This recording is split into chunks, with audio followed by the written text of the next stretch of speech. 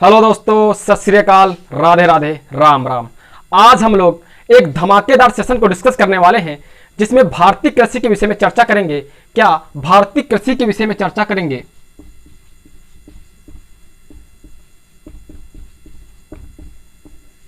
भारतीय कृषि की बात की जाए तो भारत में 58% जनसंख्या जो है भारतीय कृषि मतलब कि 58% जनसंख्या जो कृषि करती है भारत में। क्या 58% जनसंख्या जो है भारत में किस पर निर्भर है? कृषि पर निर्भर है। ठीक है, आपसे पूछेगा भारत में हरित क्रांति का जनक किसे माना जाता है, तो नोट करिएगा हरित क्रांति का जनक जो है भारत में किसको माना जाता है, तो नोट करिएगा MS स्वामीनाथन को माना जाता है।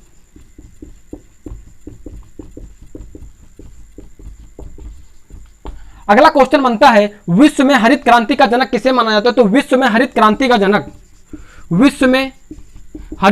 जनक माना जाता है नॉर्मन ई बोरलॉग को।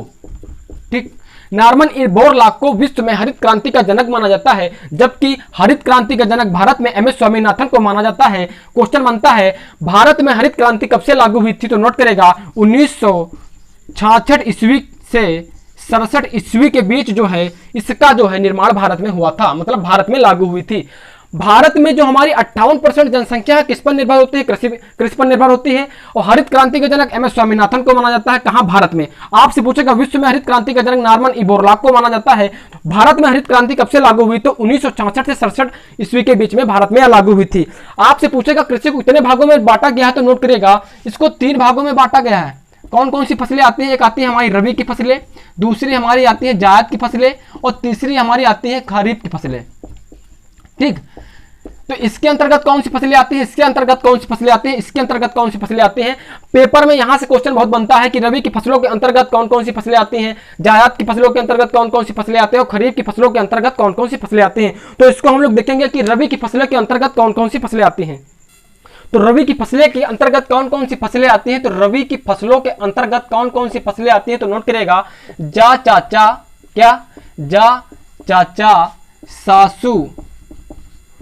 चाचा सासू माँ रोई। क्यों रोई? क्योंकि मटर खत्म हो गया था। क्या? मटर खत्म हो गया। तो कैसे रोई थी? हूं करके। कैसे? हूं मतलब जा चाचा सासू माँ रोई। कैसे रोई? हूं करके। क्यों रोई? क्योंकि मटर खत्म हो गया था। तो जा से हमारा हुआ जौ। खरीफ की मतलब रबी की फसलों के अंतर्गत जौ हो गया। चाचा से हमारा चना हो गया। ठीक, सासू से हमारा सरसों हो गया। क्या हो गया? सरसों। ठीक, राई से क्या हो गया हमारा? रोई से क्या हो गया? राई।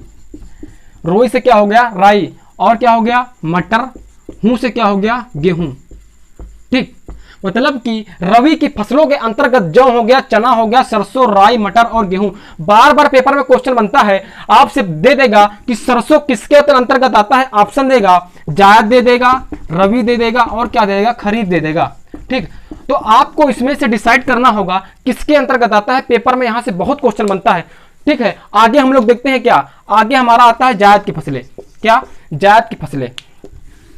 तो जायद की फसलों को देखिएगा। क्या? जायद की फसलें इसके अंतर्गत क्या आता है, तो नोट करिएगा जायद की फसलों के अंतर्गत आता है। नोट करिएगा ट्रिक है उड़ मत। क्या? अरे उड़ मत। क्यों मत? न उड़ मत खा तू खीरा और क्या खा? ककड़ी। उड़ मत खा तू खीरा ककड़ी। तो जायद की फसलों के अंतर्गत क्या हो गया? उड़द हो गया। ठीक, मां से क्या हो गया? मूंग हो गया। ता से क्या हो गया? तरबूज हो गया। ठीक, खा से क्या हो गया? खरबूज हो गया, खरबूजा। ठीक है, खीरा और ककड़ी। कहने का मतलब जायद की फसलों के अंतर्गत क्या क्या आता है, तो जायद की फसलों के अंतर्गत की ट्रिक है उड़ मत खा तू खीरा ककड़ी। तो उड़ से क्या हुआ? उड़द हो गया। मत से मूंग, मां से मूंग हो गया हमारा। ता से तरबूज हो गया। खा से हमारा खरबूजा हो गया और खीरा तथा ककड़ी ये किसके अंतर्गत आते हैं? ये हमारे जायद के फसलों के अंतर्गत आती हैं। और रबी की फसलों के अंतर्गत क्या आता है? जौ, चना, सरसों, राई, मटर, गेहूं। ठीक है, आगे हम लोग देखते हैं खरीफ की फसलें। आगे हम लोग बात करते हैं किसकी? खरीफ की फसलें।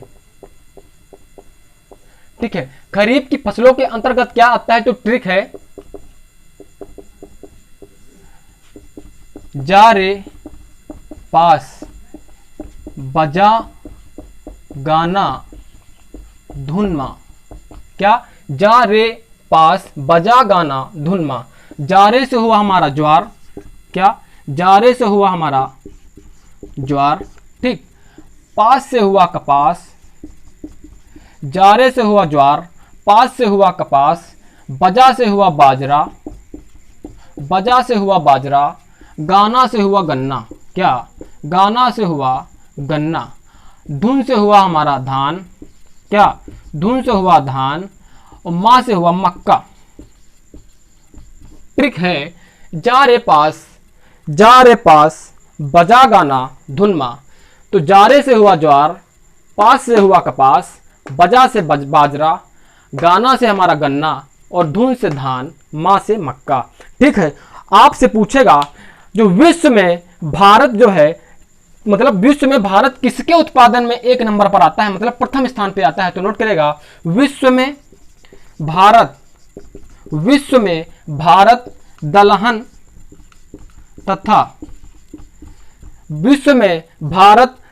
तथा जूट के उत्पादन में प्रथम स्थान पर आता है। क्या? विश्व में भारत दलहन तथा जूट के उत्पादन में प्रथम स्थान पर आता है। ठीक। तथा गेहूं और चावल के उत्पादन में, गेहूं व चावल के उत्पादन में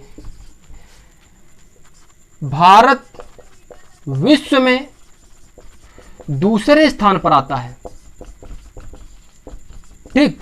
मतलब विश्व में भारत जो है जूट और दलहन के उत्पादन में प्रथम स्थान पर आता है, तथा गेहूं और चावल के उत्पादन में यह जो है कितने स्थान पर आता है, या दूसरे स्थान पर आता है। ठीक है। खरीफ की फसलें, इसको हम किसे, खरीफ की फसलें होगी, रबी की फसलें और जायद की फसलें पेपर में बार बार पूछी जाती हैं, बार बार यहां से एक क्वेश्चन बनता है। ठीक है। तो आगे हमारा मैटर रहेगा विभिन्न प्रकार की कृषि विधियां। तो विभिन्न प्रकार की कृषि विधियों को हम नेक्स्ट लेक्चर में डिस्कस करेंगे। ठीक है। तब तक के लिए राम राम, राधे राधे, सत श्री अकाल।